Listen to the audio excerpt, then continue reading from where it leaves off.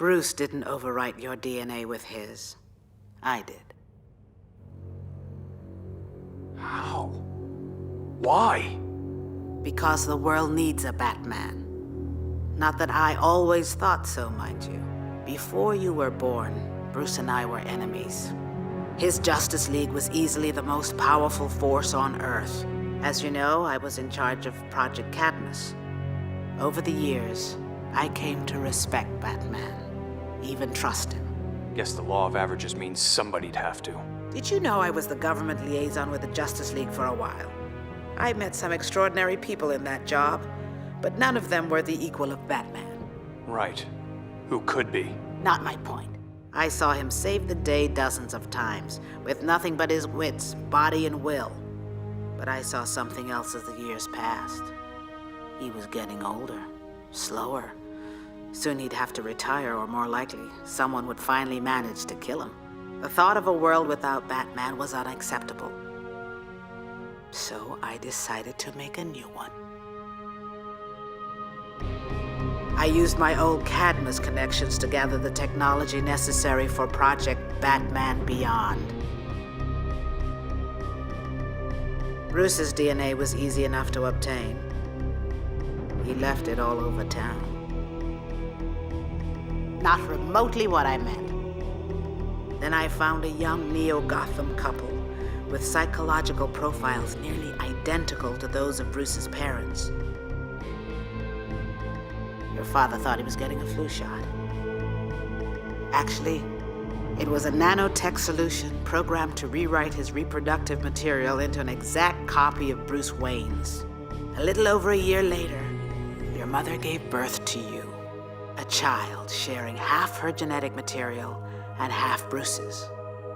But when you're making a Batman, genetics is only part of the story.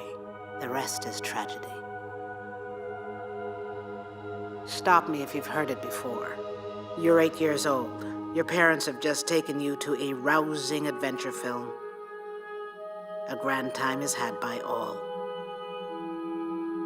But unknown to you, a mysterious figure hides in the shadows.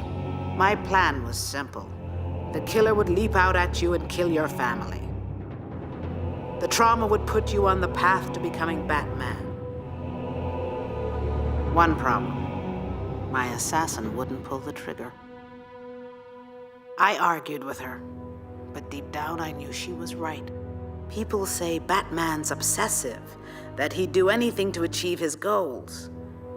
But he'd never resort to murder. So if I was to honor all he stood for, neither could I.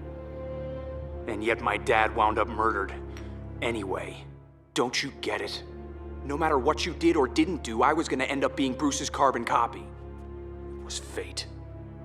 You know, the Lord's been a great comfort to me all these years. Try not to look so surprised. Yeah, I've got a lot to answer for when I meet him, but I'd like to believe that for all the harm I've caused, I've also done some good.